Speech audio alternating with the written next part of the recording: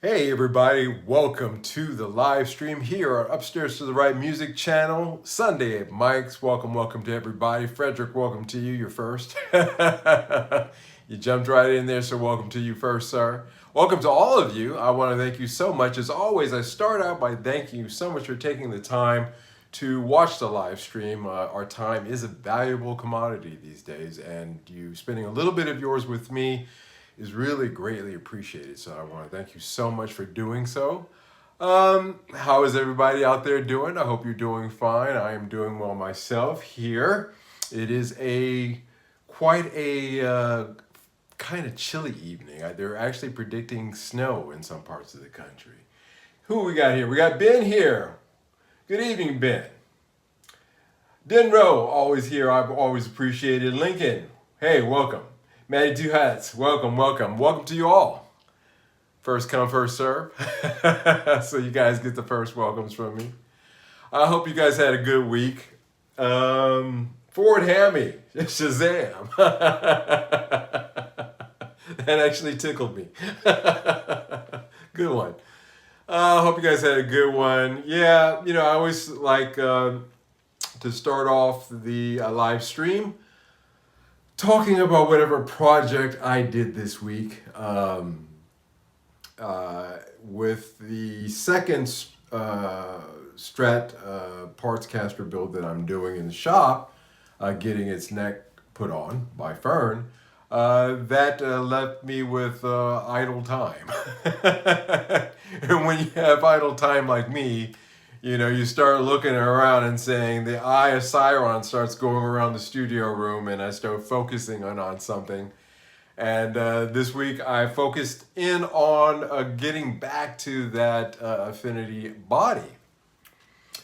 And I'm going to use that as a starting point to get into the topics of this evening. As always, as an intellectual exercise, I like to somehow tie everything into a bigger picture. As I always say, I like to look at things from 30,000 feet. So strap in and put your seat in the upright position because we're about to head up. And yeah, it's a pleasure being able to work on the strats, I have to tell you. With set neck guitars, Les Pauls, SGs, and things of that nature, hollow bodies, there are certain things that you can do with them, but they're not modular in design, really.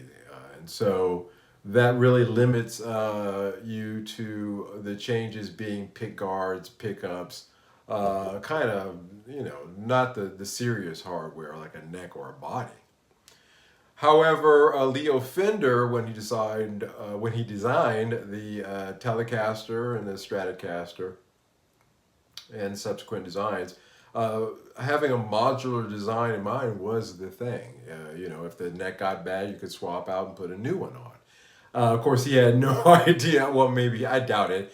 Probably later on in his life, he had no idea that that's considered to be, the worst thing you could do to a vintage Strat now is swap out its neck, but that was the intention. And so I think with Squires, you're not as, they're not by any means inferior guitars.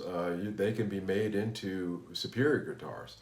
But you have a little bit more leniency in terms of what you're doing with them than you are with Fenders, I guess, with a lot of people. Although swapping necks on Fenders, swapping just about everything else on Fenders is pretty commonplace as well. So maybe not exactly true, but it is a pleasure to be able to do that. And what I've been doing with that Squire Affinity is my initial thoughts was I was going to take this, and one thing about this body, this is an alder body. They stopped making them out of alder in the early 2000s, but this is actually an alder body. And as you know, I initially thought to myself, well, I'll strip it as down to just all the way down to its base wood, and maybe do an oil finish on it or something like that. And And I was warned, well, you know, Mike, that's a lot of work. And I've done 1.5 strips before in my life. And yes, it is a lot of work. But one of the reasons that I wanted to take that approach with this is because I had no way of painting it. What I would prefer to do, what I really wanted to do was to take this and to paint it, give it a new color, a new life. And so I've been contemplating that, and this week, hey Mickey, welcome in sunny Florida. Hey, that's nice. Not so sunny here, and we're getting a chance of snow this week. But welcome. So I wanted to paint it, and I really don't have the facilities to do something like that. You know, you really want to have a dedicated paint room because you're just dealing with a lot of chemicals, a lot of fumes, a lot of stuff that you just don't want to do just anywhere. And the overspray will get in everywhere, so it's not something you want to do in your kitchen or your bathroom, unless you don't care about that kind of thing. Unfortunately, I do. And so for a long time, you know, I used to do it all the time. And when I was in LA, when I was younger, we used to do it. It was a commonplace kind of thing we did. And to mixed results, being young as we were. But how's the humidity down there at the moment? Oh, sorry, another question. Not for me. And it's something that I want to do, but I just don't have the space to do it. Well, I came across a very inexpensive portable spray station that would just fit just perfectly out on my deck. It is designed to do exactly this kind of work in it. You can fold it like a tent. You can fold it up and, you know, build it up and collapse it down just like a tent.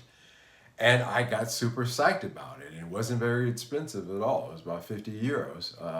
But I think that was because it was on sale or something like that. But I picked that up. And I now am in the position to, when it comes, to be able to actually spray this. So that excited me. So one of the things that I've been doing all week, my project this week was preparing this, doing the prep work on this body to do the paint job on it. And I want to kind of talk about that a little bit. You can see from that, everywhere where you see the paint down, that's somewhere where there was a ding or a nick where I had to do a lacquer drop fill in it and then sand it down so that it's smooth. Here where there was just the mismatched holes for the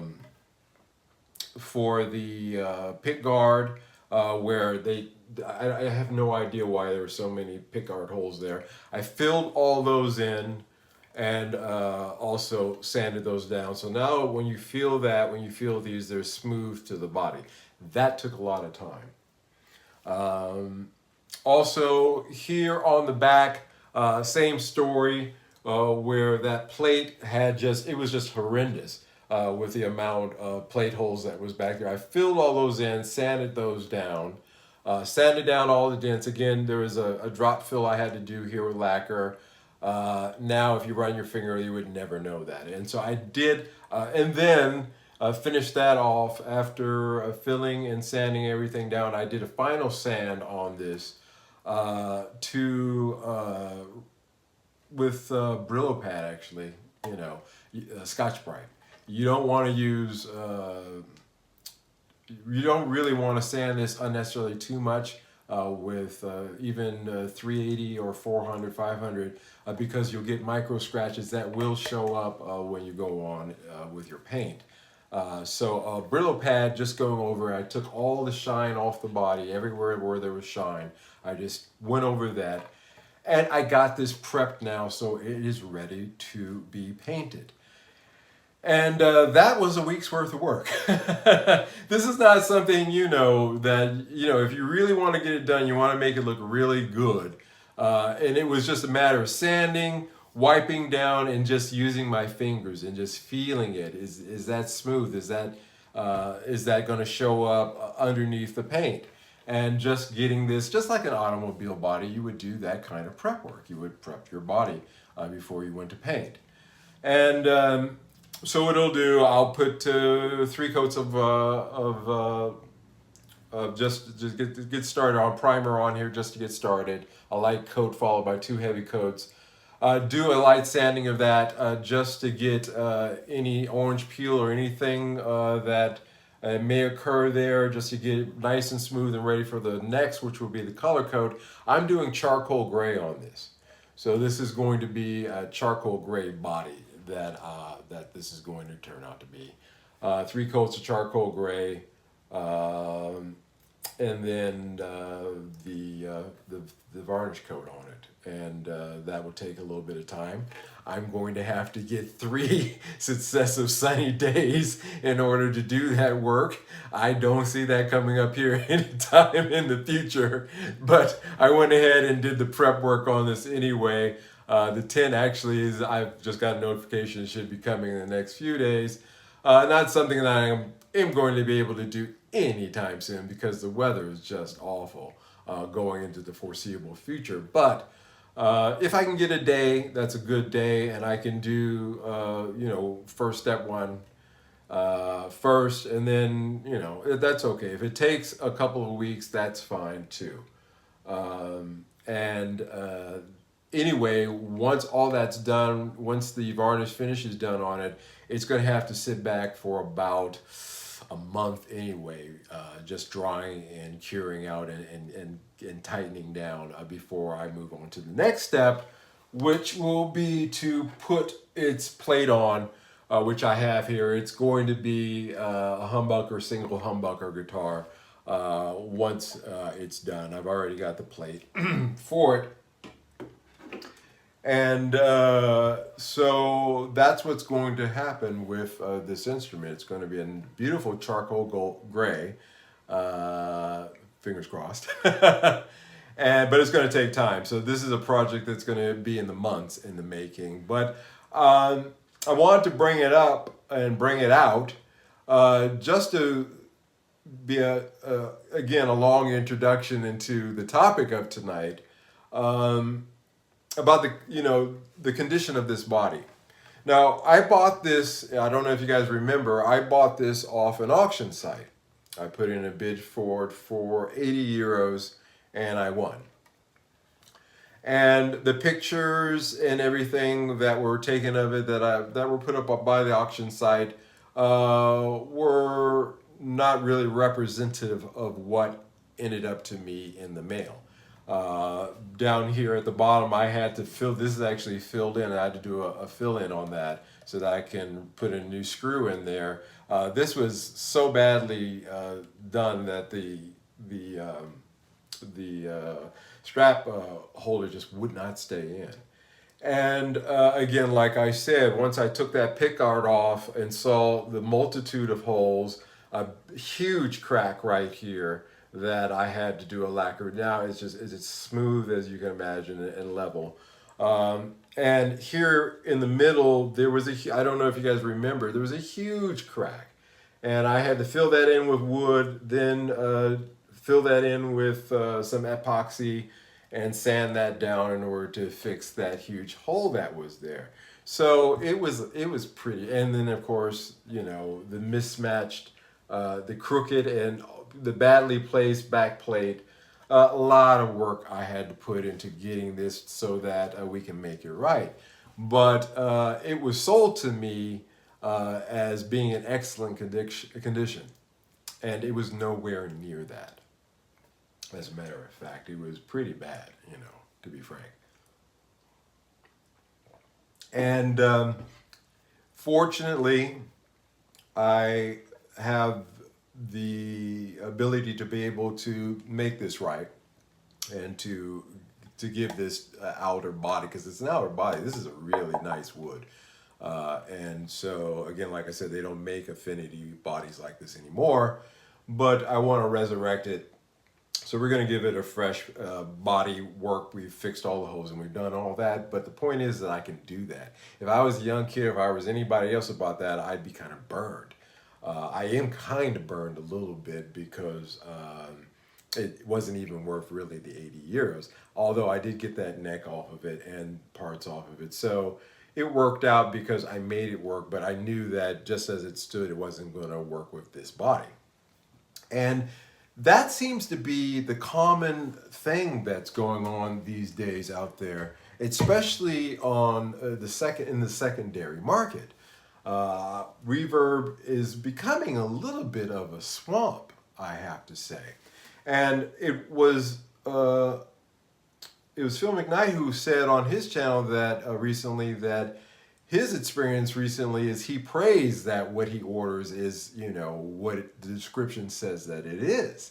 And he says a lot of the time it's not.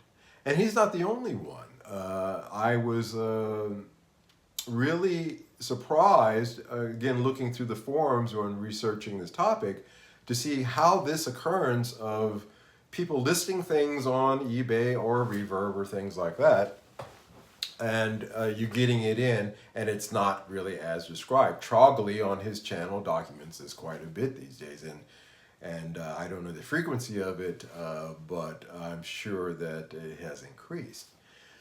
And to me, that really is symptomatic of the kind of situation that we're in.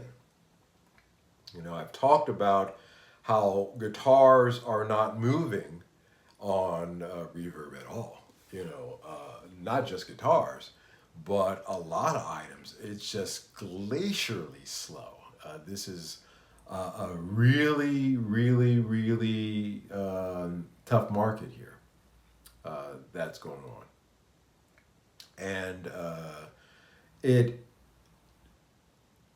gets reflected in the quality of the stuff that's put up. If it's a deal that's too good to be true, then it probably generally is. And the scammers are out there in full force. And it has got to the level that you have YouTubers and others pointing out this fact and saying, hey, I'm really cautious now about doing business, selling or buying on these platforms these days. And you can imagine, again, I talked about the platform here, Markplots is the name of it, and how I got scammed on it and how I won't touch it. Reverb, eBay, whatever you go down the list, they have more protections, believe me, than that one has. And still, on those platforms, you're seeing that kind of situation where you really have to hope and pray that what it is that you have coming in the mail is not what they say it is. That's not what I'm saying. What I'm saying is the condition of it. Again, like this body here. The pictures look great. The description sounded great, and I was buying it from a reputable auction house. But when it came in, after my initial assignment, because it was my first Strat, style body of, Squire Affinity, close enough at the moment. And once I got under the hood, I was actually, quite disappointed. That's when I began formulating, well, take this part and move this over and do this. And now it's turning into a parts caster a thought. With one done, one in the shop, and me doing the prep work on a third. But it just really, and then in the course of course, doing that, I got burned on a body, trying to make that work. So, yeah, it's really becoming kind of a swamp out there. There's nothing that you can do about it. It's symptomatic of the time and the age that we live in. It really is bad economic times, and honestly speaking, you ain't seen nothing yet. So looking at Reverb, looking at guitar prices almost on a daily or every other day basis. I take a look. Usually to check prices on things that I'm trying to move myself. And the amount of discounts, the things that are sticking around, the things that I put as a kind of, you can put it aside just to watch your watch list. The things in my watch list usually within a week, let's say even a year ago, those items I put in my watch list, if I didn't immediately jump on them, usually 50–60% of them would be gone within a week. Now, as it stands, everything I put in my watch list stays there. It's not moving. Once you put that in there, the seller is able to give you a private offer, send something out to you. I have received, as I pointed out before, quite a few of those private offers and things like that. One I took up on recently, but generally, no, I'm not buying myself. Because again, I'm concerned about what it is that I'm buying quality-wise and things of that nature. Because I am getting really burned phobic. Which is going to lead into the next topic tonight. Because as a consumer, I've adopted a new policy. I like putting these strats together so much, and really super excited about the other strat that Fern has in his shop and how that's going to work out. I hope that comes out this week or so, maybe another week or so. But I've decided that for myself personally, even though I deal guitars, and if you guys haven't checked it out this week, I put out a video of reviewing the 1973, unboxing and reviewing very lightly the 73 Yamaha. Now, I have a lot of guitars come through here, but they're not mine. They're things to be passed on. For my personal guitars, I've decided going forward that if I don't build it, I don't buy it. I'm not going to buy any more off-the-rack guitars for myself. Personally, I'm going to build them as I need them. So I think at 3 Strat builds, and each of them are actually distinctly different sonically, and do a different thing. But I think that will hold me for quite a while. But as somebody trying to do that, I'm trying to also do it because my motto is I'm good. Well, I'm good unless I'm not interested in buying anything. I'm good. But if I build it and work on it, if I sit there and sand it down and I paint it myself and I do the wiring and all the things that I can up to the point that I can, and then I hand it over to Fern, that's fair enough in my book. And if I can do that on a budget, by using the secondary market in order to purchase those parts, even better. That's even better. And that's what I kind of want to do. I want to prove the point that for a little bit of money and a little bit of a guitar safari, you can put yourself together a really, really nice Squire, or even for a little bit more, I'm starting to see a Fender. If you start dealing with Fender made in Mexico bodies and parts, for a lot less than, of course, off the rack, even with the discounts that they offer at the retailer.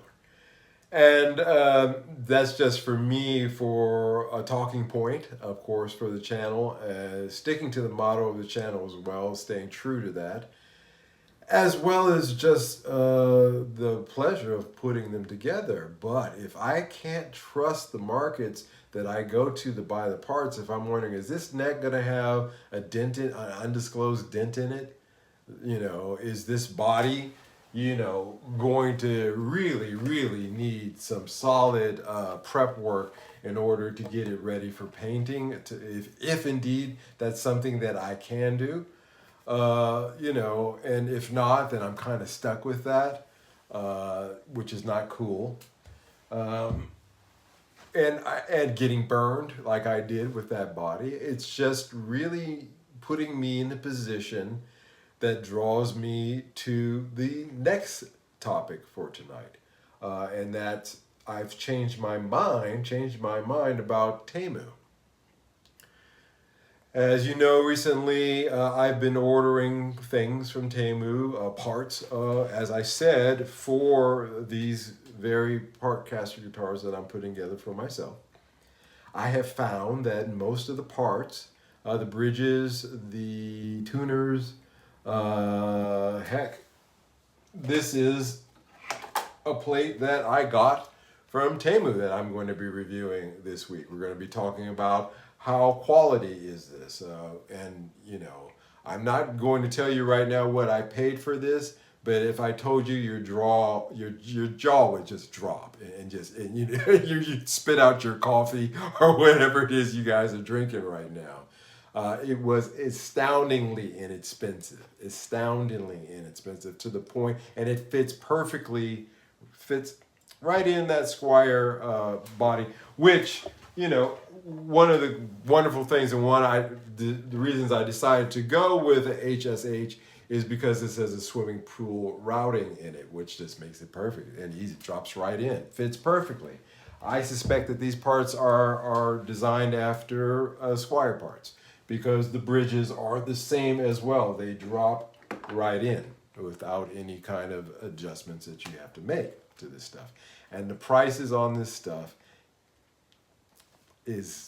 and the quality, like I said, a Squire bridge is a Squire bridge. This is a Squire bridge, but on Temu, you can buy these. And they're the exact same weight, same design, same small block, the whole nine. And for me, again, to be able to go and source these parts, the ones that I need in order to build these Squire Partcasters back together again, they're still between 70 to 100%, Squire parts. But sometimes in this case, it's going to be 50-50. In the case of this next one, this one that I'm building right now, it's going to be a Squire body.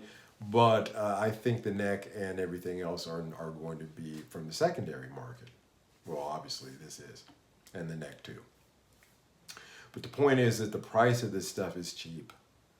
I don't want to spoil my lead on the review that I do on this week, but I will tell you the price in that video, and you will just be surprised. It is God, and we're going to take a look at it and see if it's of any kind of quality at all. We're going to look at the pots. We're going to go through it.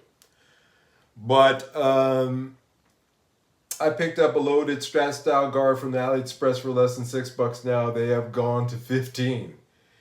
Yeah, we're going to say that this one is between 6 and 15. I'm not going to tell you what, but it's well between 6 and 15 for this one. AliExpress and Temu are two different animals in my opinion, and I'm going to tell you why. They're both built on the same business model, but the sourcing on AliExpress, in my opinion, is better in some regards with some stuff. But for small parts and things of this nature, this pickguards and things like this, bridges and things, little bits and pieces, the quality from the stuff that I've gotten compared to existing Squires, it's the same stuff. So Temu is really good for that. If I were to order a full guitar or a custom body, a custom paint job, and have them do it there, then I would probably go to AliExpress. So there is that. But sticking with Temu, I'm getting burned on Reverb. I'm getting burned on Mark Plots. That's still cheap. Yeah, dude, it's crazy cheap. In both cases, both with me and Mickey, it's still astounding. Even with the price for doubling in his case, it's still astoundingly cheap. And burned on Mark Plots, burned on Reverb, not really feeling Reverb. What is a guy to do? Well, he starts buying from Temu. He starts seeing, hey, these are aftermarket Squire parts. They drop right in. The Squires, I'm trying to build them. I don't know how to work in a Fender, but for Squires, it's awesome. and it's cheap, and it's exactly what I'm looking for. It's free shipping, and if you play the little games and spin the little, prize things that they send at you every friggin' 5 minutes, then you can win a coupon and get 20% even off that. And so 20% off, free shipping. You know, what are you gonna do? What would you do in that? And offered is this part this that I'm going to get? And the thing about Temu, since I've been ordering from them, I've gotten several shipments from them now. I've gotten each and every one of them on time. I've told you before, when I order from Temu, it is a hope and a prayer if I get it. Really, seriously, it is. It always gets screwed up 100% of the time. That's why I'm burned on Temu. I told him, I had a discussion with my sales rep over there regarding this. I said, hey, look, this is the third order where I've had to call you back, cancel the first order, and reorder this because you guys just send it to some other address. And so, what's a guy to do? It forces him to going into the Chinese online, kind of Amazon, network. And the quality there, I wouldn't trust. I mean, I would really severely on Temu. I would really seriously look at the things that I'm buying. But for these guitar parts, so far it's been okay.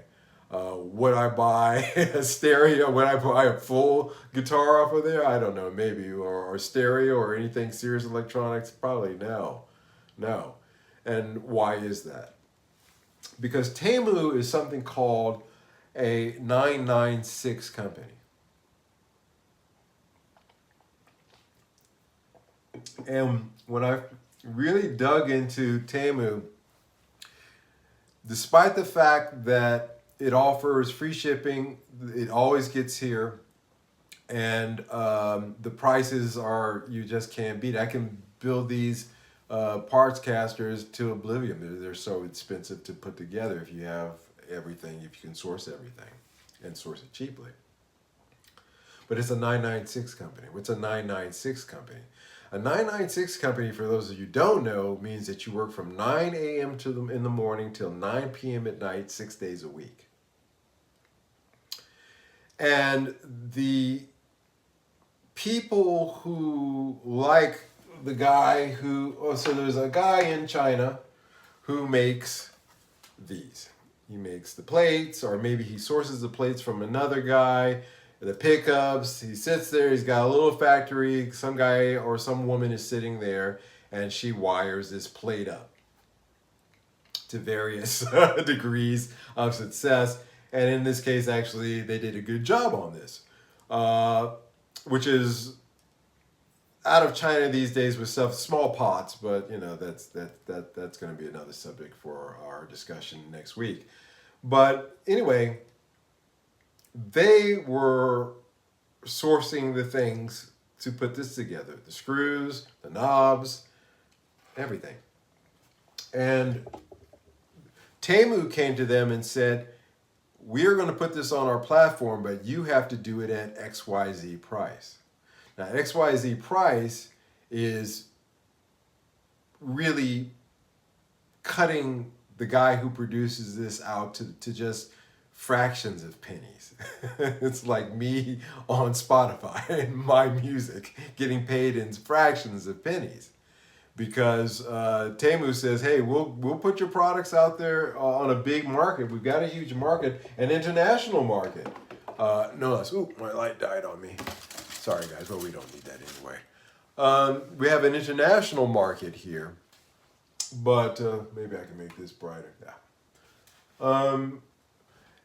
If you don't adhere to our rule and say, hey, you have got to give us this product for this really, cutthroat price, or we're not going to feature you, we're not going to allow you to sell any of your other stuff on our platform. And they started putting these really, really binding rules on these small producers. And by that, when I mean small producers, these are small itty-bitty shops. If you haven't been to Guangzhou or those places, these are itty-bitty little, in China. The best way I can describe it is there's just small little garages. And inside of these garages is a shop, usually on an unpaved road. But they've got electricity running through. We got these, that they do have, but they have these little shops, and each one is producing hats, cups like these, parts for your guitars like this. And their margins are very slim. And then you have a company like Temu coming along and saying to them, hey, we're going to buy this off of you even for cheaper, and and really make life difficult for you. And it's a race to the bottom in terms of prices. It's a race to the bottom in terms of prices. In China, you have the brick and mortar stores. Those are all closing up. Then you have the online platforms like Temu and Weibo. Well, actually, over there it's Weibo. And then you have the live, like TikTok style type of shopping, where it's live. It's, hey, we got this, and at each one of those levels, the margin got smaller and smaller and smaller, to the point where it's a fight to the bottom. So much so that when a company like Temu opens up a store opens up a platform that U.S. Or other people outside Canada, I forget, obviously here in the EU, opened up their platform outside of China, then really you have a competitive race to the bottom there as well. That's why Amazon is feeling the pinch. They've already lost 20% of their business, or when I checked, or even more, to Temu, because they cannot compete with those prices. Hey, Don Juan. Hey, better late than never, I always say. Welcome to the party. So glad that you took the time to show. Again, man, I know your time is valuable. I appreciate you showing up. But it's starting to affect outside of the United States online retailers as well, because they can't compete. Because they'll say, hey, I've got this, cool mug for $5.99 on, Amazon or Walmart, for example. And Temu comes along and says, hey, I've got this for 99 cents and it's free shipping, and I'll give you a coupon, so the next time you buy something you can get $2 off. How did they do it? Well, Temu lost $1 billion, 1 billion won last year. Their policy is they're not making any money. They're actually losing money, but they're gaining customers. Now, we've seen this before. There have been platforms where they did this kind of style of race to the bottom pricing, and then, when they started looking around and saying, hey, wait a minute, we got all these customers, but we're not making any money. Let's switch policies on this and start bringing those prices. Guess what happened? That was the end of that platform. And so when, and this is so cool how I'm going to tie this together. You're going to love this one. To the next subject. I think some of you guys are starting to see where I'm going. So you're a consumer and you're faced with scams on platforms that I've mentioned, like Reverb and Mark Plots and the usual suspects. Or you're forced as a consumer to go to Temu to purchase things that in the end is detrimental to you as a consumer, because when there's a race to the bottom, there's no money that's invested in R&D, which means there's no new production, there's no new innovation, there's nothing that's put into it. Because there's in the products themselves, yeah, you can get this cup for 99 cents, but in 5 years or in 2 months, if you wash it twice, it's going to turn black, or there's quality issues there in this race to the bottom. So as a consumer, you're feeding into that by buying, by supporting either one of them. You're supporting, well, in the case of Reverb, nobody's buying, so maybe no danger there. But going to Temu, that's why I said I've changed my mind about it, because the more I think about it, really for me, it's, it's a short-term game for a long-term kind of bad place to go to. Does that make sense? Do you guys see where I'm going with it? What I'm trying to say to you? I'm trying to say that yeah, you can get this stuff from AliExpress and from Temu for these prices, but it's to the detriment of the marketplace itself, because there's this race to the bottom in terms of pricing, which means there's going to be a race to the bottom in terms of quality as time goes on. And so neither one of them in the end is going to end up being a good way to go. You're either going to get scammed or robbed. And by the way, because if you worked at Walmart and you lost 30%, and they lost 20-30% of their business to Temu and these online platforms, that means that you may not even have a job. eBay is where I go cheap parts. There's probably a small margin, but it's still cheaper than Reverb. Yeah, again, and on eBay you go and you may get lucky and you may have had no problems, and then I hear stories of people who have had problems. Again, you're kind of trapped between this. Nothing is really perfect, and both of them, as a consumer, have pitfalls to them that are not really appealing. And for me, trying to do this,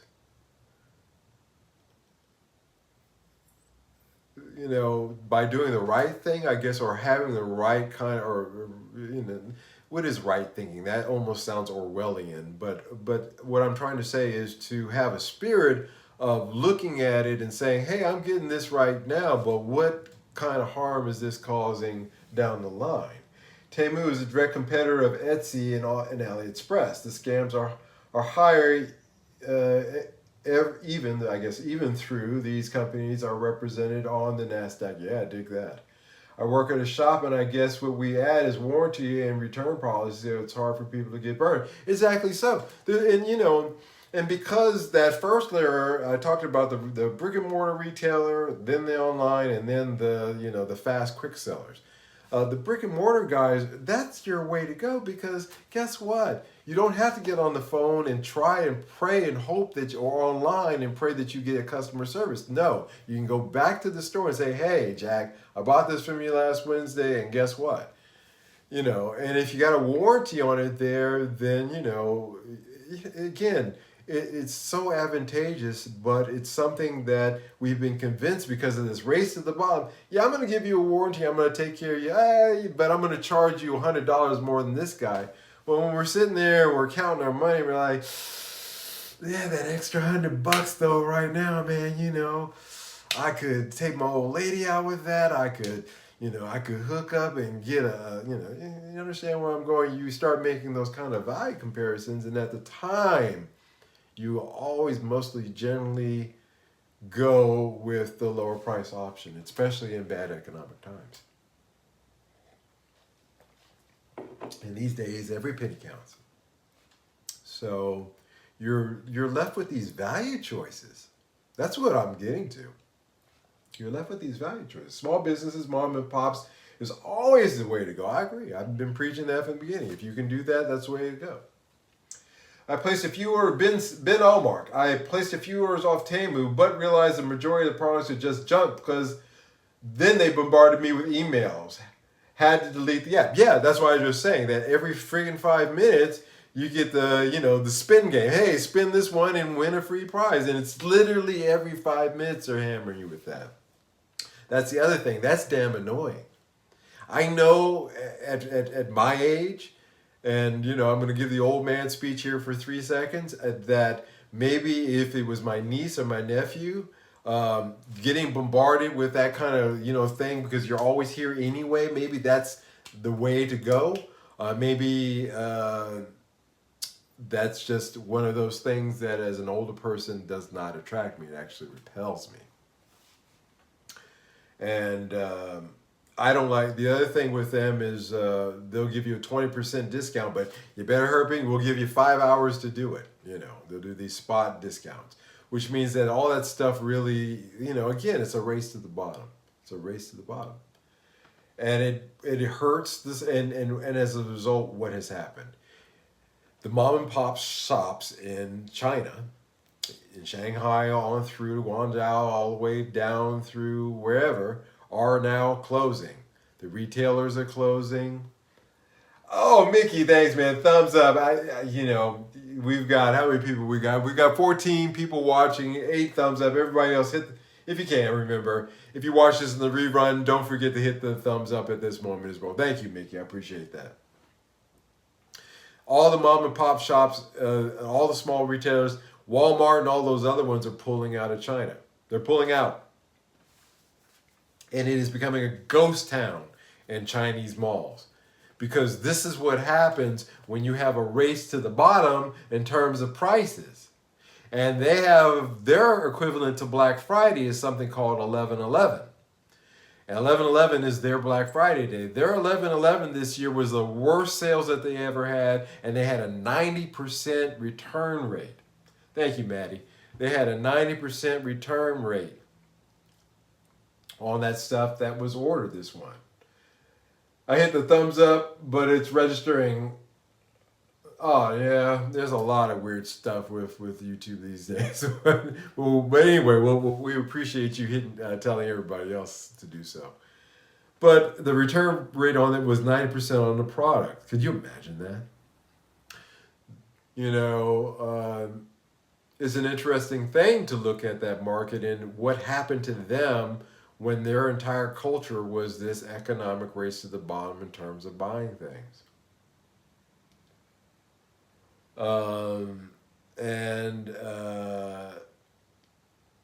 It's destroyed their mom and pop shops, and the same thing really is going to be true if this kind of predatory kind of sales kind of platforms are. I'm really kind of against it, guys. I put in my last order to Temu, and I won't be ordering from them again. Now that puts me in the screwed up position of now where are you going to get your spare parts from, Mike? I'm just taking a position. I just feel that there's more harm than good done. That it's a carrot and a stick. The low price is the carrot. The stick is coming. They're handing out bubble gum and ass beatings at the end of this line, and believe me, they're gonna be way out of bubble gum before you get there. You know what I'm saying? So I'm out of it. I think Sweetwater's buying power will eventually flatten out most retailers.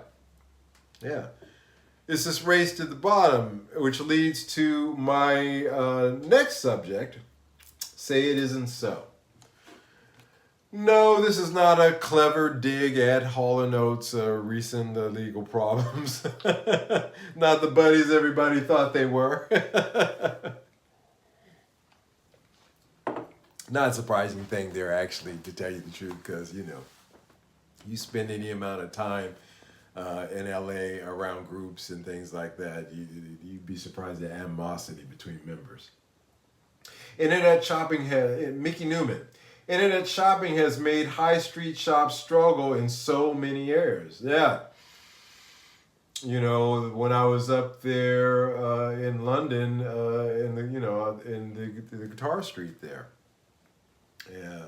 Colin, I could imagine at one time it was a whole lot more bustling than it was on that day.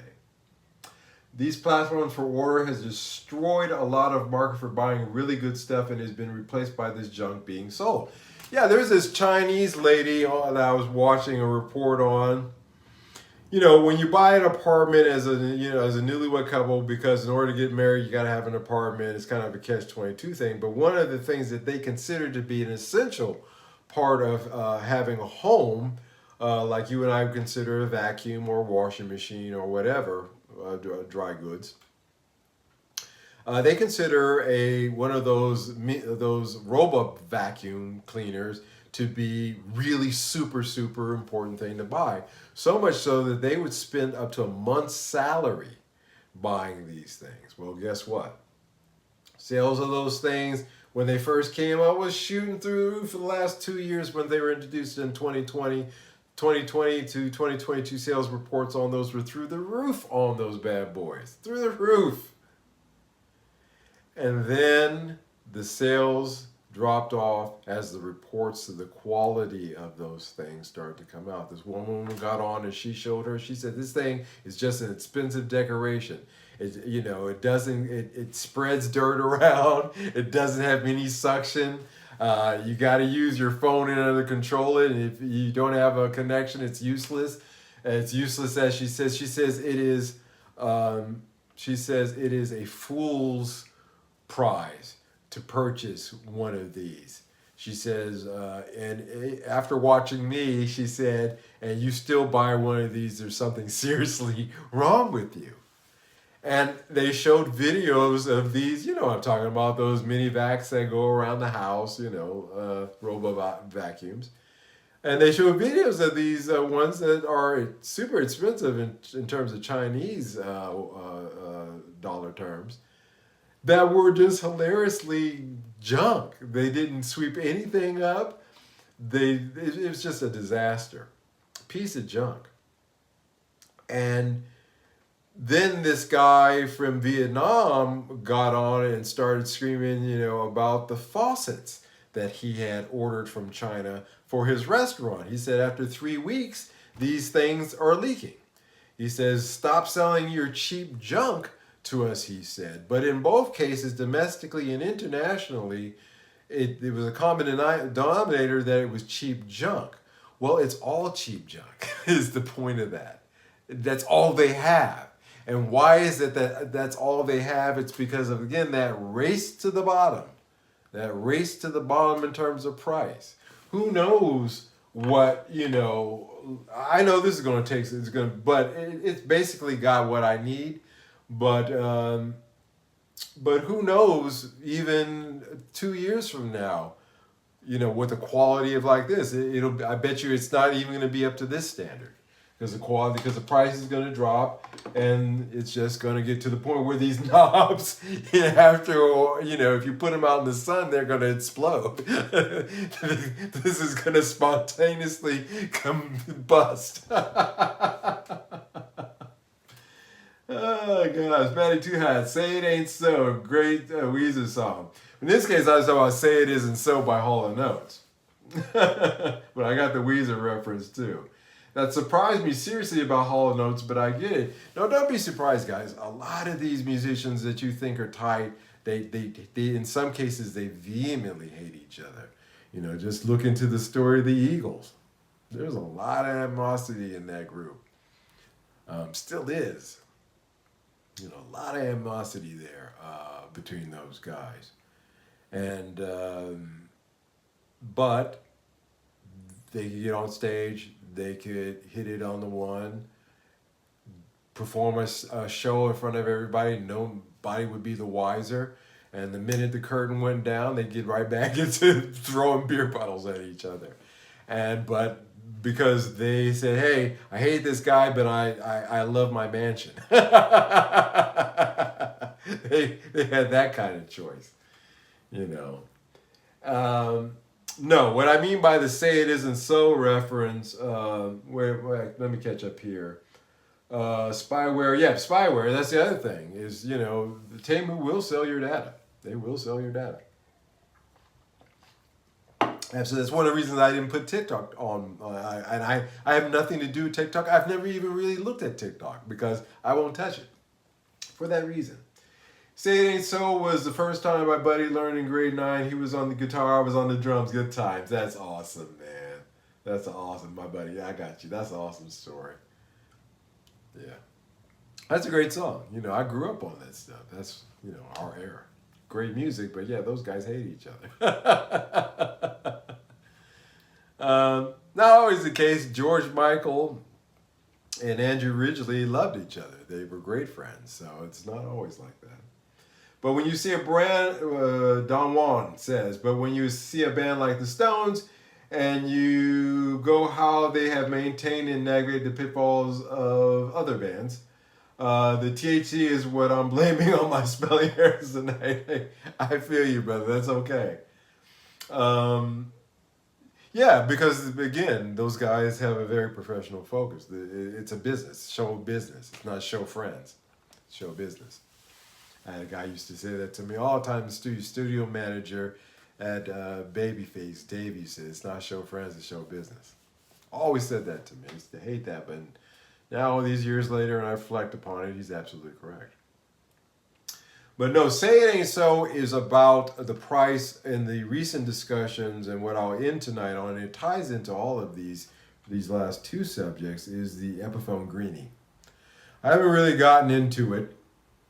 Autocorrect is killing me here. Yeah, don't worry.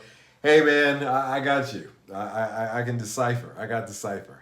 Because I have the same problems.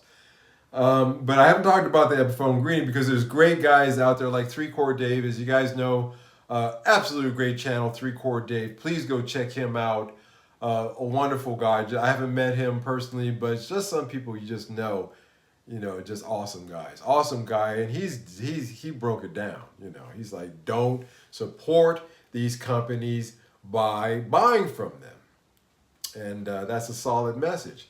But I haven't gotten into it myself, really, because 3-Chord Dave first, and then me second, for years now, have been talking about the $2,000 Epiphone.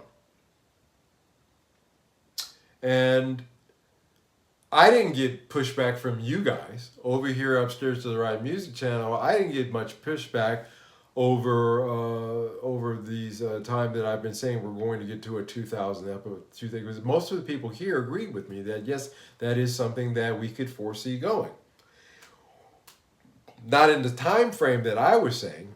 People were saying, oh, maybe 5 years from now, 10 years from 6, 7 years from now, we'll get there. No, we got there in 2 or 3 years. Because when you look at the new Epiphone Greenie listed on Thoman's website, it's 1,699 euros. When you take that and convert that to US dollars, that's roughly $1,860. In the United States, that guitar is selling for $1,499. In Europe, in dollar terms, in Europe it's selling for $1,899. Now, as a value proposition, that is the biggest objection that you'll hear from everybody who reviews it. Play and Trade Guitars, he reviewed one, a 10-pounder, by the way, which is a deal breaker for me. I'm not buying a 10-pound guitar. No, that's one of the reasons why I like these Strats and Tellys, because they're light. Easier to play, but I digress. But he reviewed his, and he even said, hey, it's a great guitar, but the value's not there. It's not a good value proposition. And I thought to myself, okay, it's not really a great value proposition, so who is this for? Looking at it from 30,000 feet, who is this for? What categories would a guitar like this break down into in terms of potential sales clients? Just putting on my salesman's hat, I'd say to myself, okay, first of all, there's going to be your collectors. Again, because they bought the $50,000 Gibson version, the $3,000 Gibson version, and they're going to want to have that $1,500 Epiphone version.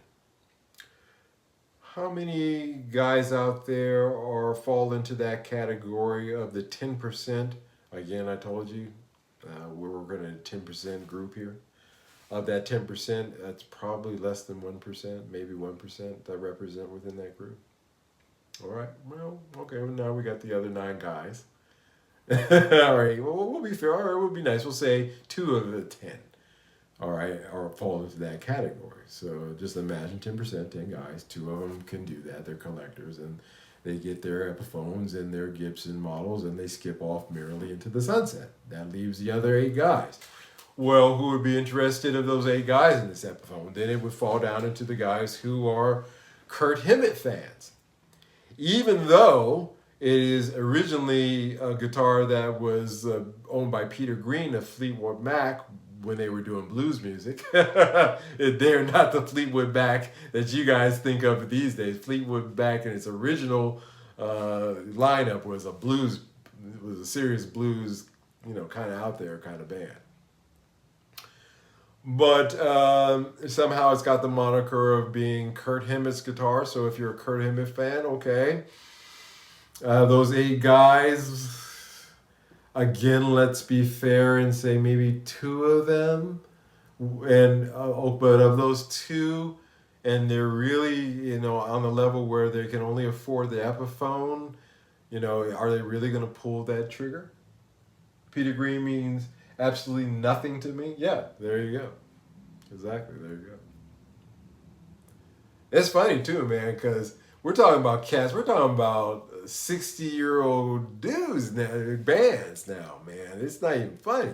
We're talking about 60s bands, and we're in 2023. So, yeah, Maddie, I can dig that 100%. Me too. I mean, I've listened to that iteration, and I've listened to Peter Green, and I'm not taking anything away from what they're doing, but I ain't feeling it like that. No. I feel you on that, man. Yeah, me too. I'm not feeling it like that. But Kurt is more modern, and he represents more, and so therefore they're going to be the one. So you're going to take those 2 guys. So now we got 6 guys left in the room. And those 6 guys are looking at that $14.99, or in my case, $18.99 price, and they're saying there's a value problem there. There's a value problem there. He does, but I agree with you, Manny, too, but this is a listening enjoyment. I got you. I got it. But there's a value proposition there that's just not attractive to those other 6 guys, and I'm being generous. It could be between 6 and 7. So you really, again, and they're throwing this price out there. There's a lot of theories as to why this guitar, because if you look at the basic breakdown of it in terms of its components, there's similar guitars selling for half the price in their own lineup that have a case. I own one of them. Does it have the fancy Gibson headstock, open book headstock on it? No. My Stoner did. Colin just reviewed that Stoner that I sold him on his channel, on the Guitar Reesters channel. That Stoner greeny type guitar. And when he bought it from me, he did tell me that's specifically what he wanted to do with it, is to show it as an alternative. In my opinion, I haven't touched them yet, but it's got to be as good. And it was 850 euros for that guitar. And by the way, it had the correct truss rod cover on it. It had a two screw, not 3s, on that Stoner that I sold Colin. Take a look at the video. Check it out. And so as a value proposition, it's just not happening. And as I mentioned earlier, some have said, well, let's not support this any further, this madness, by purchasing these guitars or letting them think that they can get away with this, or we support this, or we're okay with this. And yeah, I agree with that approach, because it's the same approach that I was talking about in terms of Reverb and Temu. It's the same. So there's the through line on all 3 of these, is how, and why is that? Because we are saying as consumers we're not liking where we're being pigeonholed into. And those 3 guys, and I got nothing against them, those 3-4 guys of that group of 10 who did buy the greenie, or the other ones, more power to you. Hope you're happy with it. However, as a value proposition, as a professional, I consider myself as a professional opinion in terms of guitar quality. It is not, the value is not there. It's not there. At $18.99 in my case, the value on that's not there. I bought that Joe Bonamassa ES35 that I had there for a minute. And I told you then when I owned it, where I told you this is the best feeling Epiphone that I've ever felt in terms of its fit and finish. Just great feeling, fantastic. But I still felt as though there was a value problem there. I thought it was overpriced. I think at $850 it would have sold like hotcakes. I think at $12.99 that they were asking for it, I overpaid for it. And by the way, it's one of the few guitars that I took a loss on when I sold it. And so I just think that as a value proposition, we're starting to see this $2,000 Epiphone and what it really means to us as a consumer. You know, it is a awesome thing to be able to wake up in a world where you have so many other options to this $1,899 in my case, or I'm sorry, $1,860 guitar in my case, out there. It is an astounding thing that of those alternative instruments, a lot of them are Gibsons. On the used market, if you trust it, or down at your local pawn shop, you can get tributes, you can get SG Juniors, you can get, hell, you can get classics for that kind of money, cash. I think Hippie hit the mark a few years ago with the Inspired by Gibson range. All the signature stuff is overpriced by about 3 times. Yeah, you're paying headstock tax, and nobody's going to convince me otherwise on this recent Kurt Hammett Greenie guitar. That's a headstock tax on that. Hey, you want? I said it last week. You guys want get this Gibson headstock on these bad boys? All right, we'll do it for you. But the licensing we're going to do between us and Epiphone on that to do that is going to cost you, and it's all internal. That's the insanity of it, and that's where you're getting kind of bent over.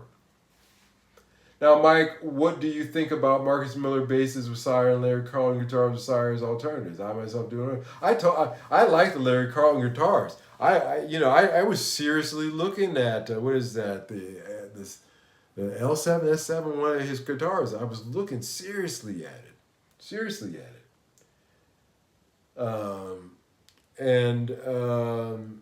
Those are great. And Marcus Miller, see again. When you start getting into that kind of money, look at what we're starting to talk about. We're talking about other brand signature artists, but the fact that we can pick up, if it's about having a signature artist, why come my Yeezy and South Park Yeezy impersonation? Why come, these are at this price, but these Epiphone signature models are up here. This is Larry Carlton, no less of a guitar player. I have a lot, I generate more towards Larry Carlton than I do Kurt Hammett. That's just me. Some of you guys out there, it's the other way around. But I have been digging Larry Carlton since his work with Joni Mitchell. So dig that. A huge influence on me and some of it. Listen to my song, The Field Before the Woods, and you'll hear me doing my best Larry Carlton. Seriously. Check that out on Spotify. But why is that? Why are those signature guitars a better alternative? Better guitars, in my opinion. Quality's there, but they're not at these astronomical prices that we're seeing for these Epiphones. So again, like I said, it was a program. You see the writing on the wall. As 3-Chord Dave has been hollering from the rooftop for years now. And I got on and started, we've all been, and others have been all saying this, is that it's a program where now Epiphone is becoming a mid-tier company. That's why they got rid of the tributes and the classics. Those are gone now. Yeah. Because now the Epiphones are filling in. Now, if you want a tribute level Epiphone, an Epiphone that is of the level of a Gibson tribute guitar, then you're going to be getting into these signature model guitars. And because they're signature models, they have the excuse and the other little things they do. Notice how it's incremental too. First, we're going to put the burst buckers in it and give you a case. And then we're going to put a one-piece neck on these things like we do with the USA models. And then we're going to give you that one-piece neck. We're going to change the headstock to the Gibson head. It's these incremental things. And each time that value goes up and up, they jack it up. They jack it as an excuse. We're on a treadmill, folks. You know, the through thread of all of these topics that I've talked about tonight is being pigeonholed as a consumer to go down a certain direction. And I could sit here, I had on my phone drawn up where I was going to show or list off the alternative guitars that you get for that price. But I think you guys are, again, it's a value proposition to those other 6 or 7 guys in the room, because most of them are looking at like, nah, man, there's something about this that doesn't feel quite right. You know, it just doesn't. To me. And that seems to be, the reason I say 6 or 7, that seems to be the majority opinion on this guitar.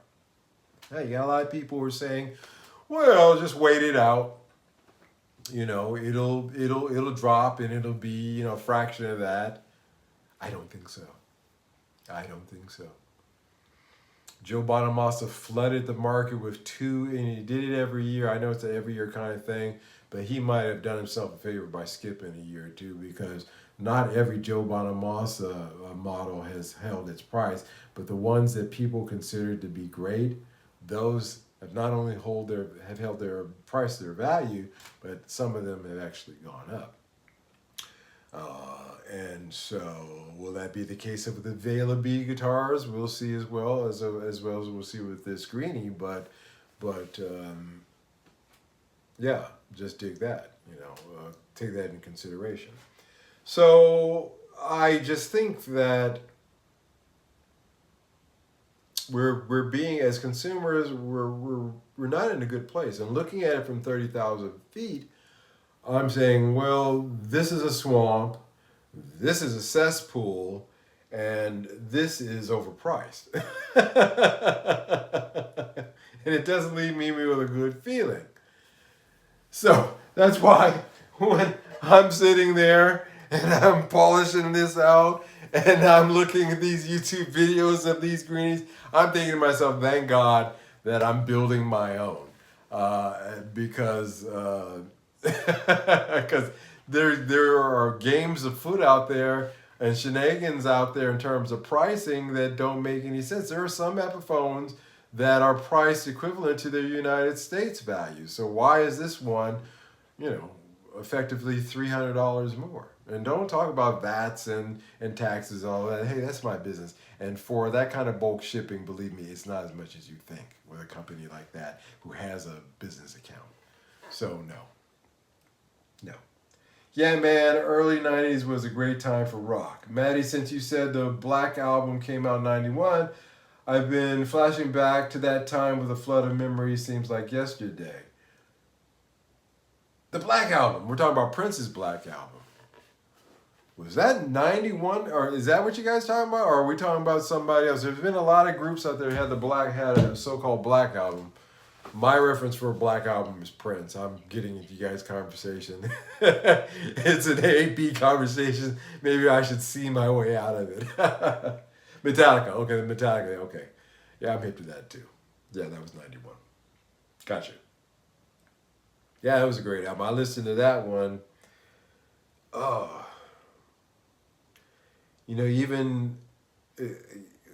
Yeah, I remember that. I don't know why. No, it couldn't have been that, because that was 89. That was before its time. I thought I was listening to that in college at CSUN. Yeah, no, I appreciate jumping in, Anthony. Myself. Listen, we are just in a situation where we really have to show discernment in our choices. And we have to decide, between, as South Park puts it, a douchebag and a turd sandwich in terms of some of our purchasing choices that we're being funneled into these days. I agree the not supporting its approach is a good way of going. Again, I'm adopting that with Temu. I just came to the conclusion that I just don't feel good about it. You know, I'm getting this stuff and it does work, but I do know the consequences of it. I know, and I also know the human cost of it as well. Uh, you know, with Reverb again, to rehash that, or I feel that when you have a situation where 70% of the stuff that comes through is not as described, you've lost quality there too. Vote with your dollars. Yeah, that's the message here tonight. Vote with your. I should have just made that. Vote with your dollars. Say it isn't so. Say it isn't so that we have reached the day of the $2,000 Epiphone. We're at 1860 now. That's pretty damn close.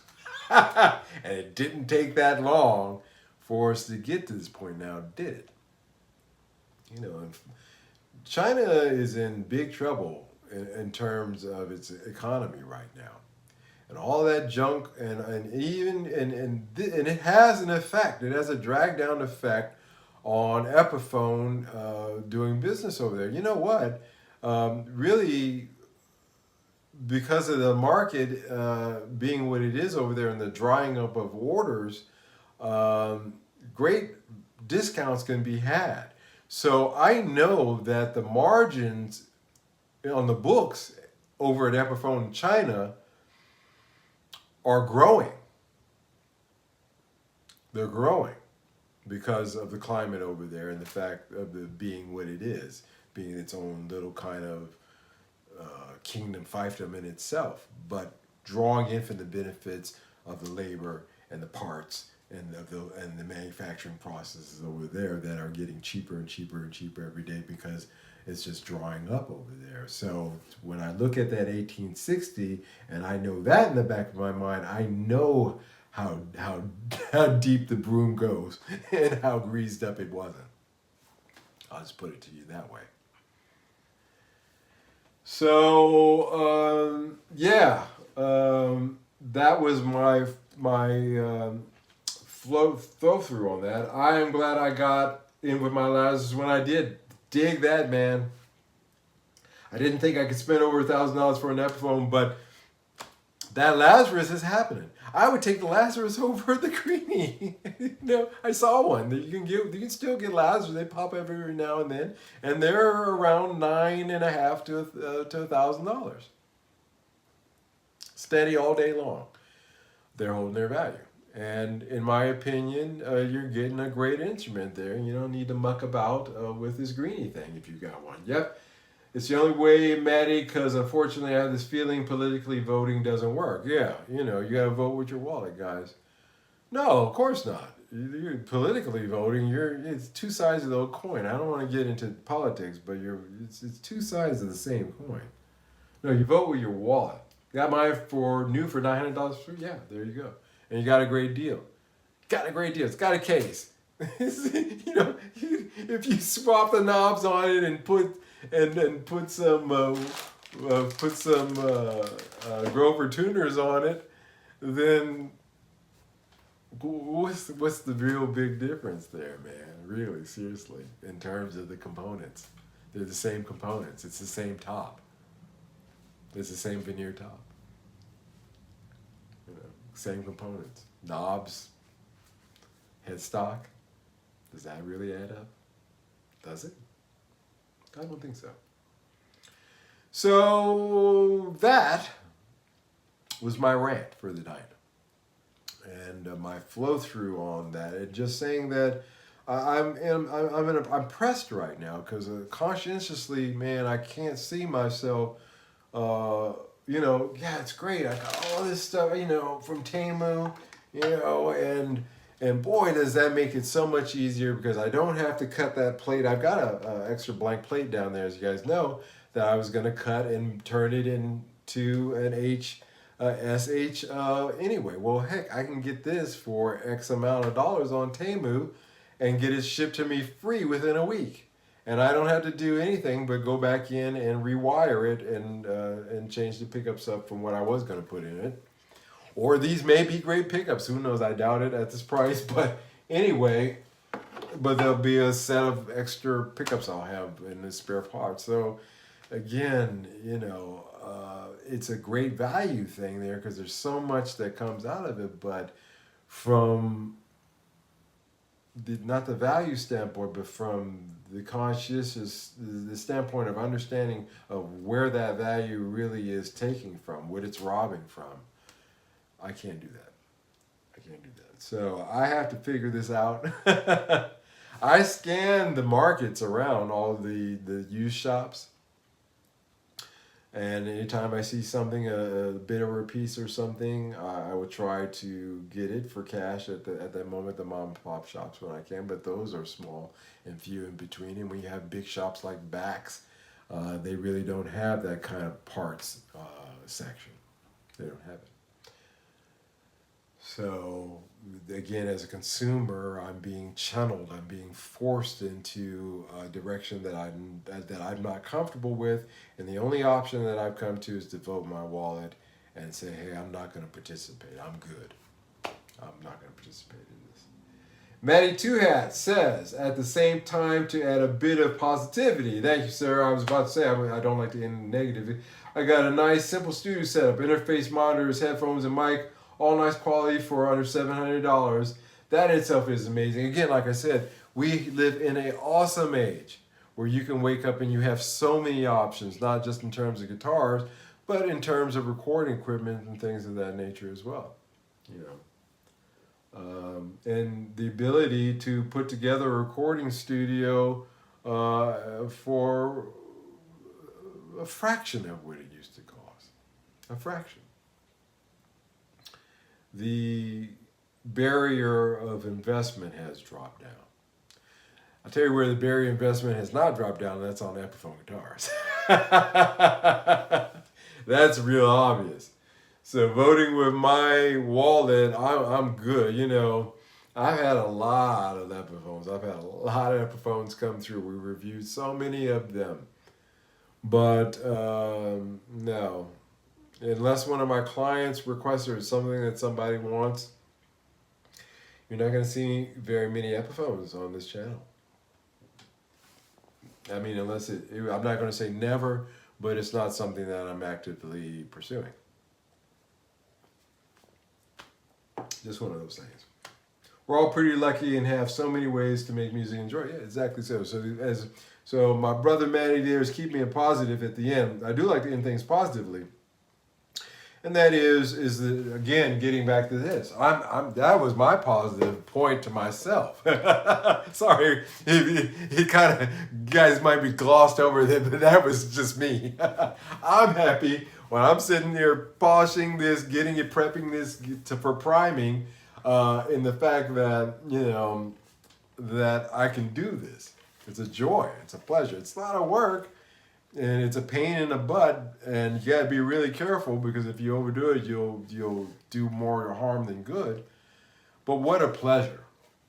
I understand Mr. Edward Van Halen and his desire to explore and paint and innovate, or not even in this case innovating, but just to create, to build something.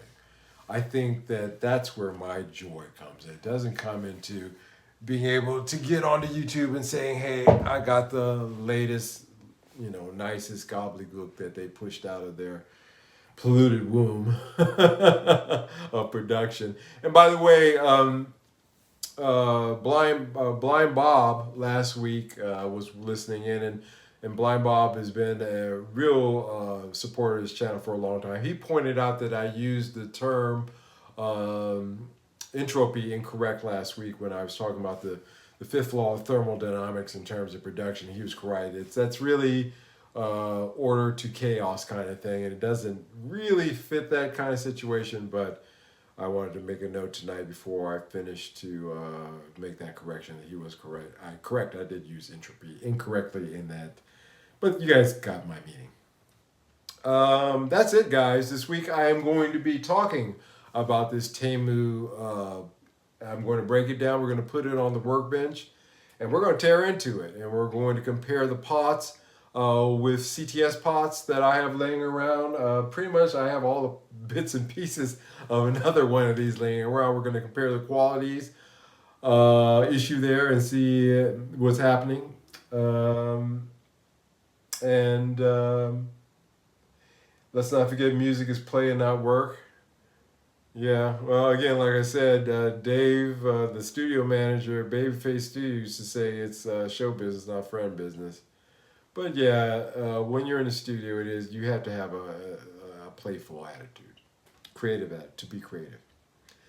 But check that out, guys. That will be the regular content for this week, is a review of this Temu plate. And the Christmas season is upon us now. I hope you had a great Thanksgiving. I hope you had a good time with your family. I had some friends over on Friday, and I cooked a full Thanksgiving dinner. I'm kidding. A full American Thanksgiving dinner I cooked. 2 kinds of pies, biscuits, cranberry sauce, sweet potato, the whole nine. Cranberry, the whole nine. And it was delicious. Didn't eat a lot of it. As you guys know, I'm not a big eater, but I sure did enjoy preparing it for my friends. So I hope you guys had the same experience yourselves. You want to support this channel, I've said it before, I will say it again. The Christmas season is coming up. Go to bandcamp.com. Look at the Asanoki album, Ants in the Pantry, and buy a single or buy a copy of it. You can pay whatever you want for it. The suggested price of it is $7.99 US, but I do believe you can pay whatever you want for it. Do what you can.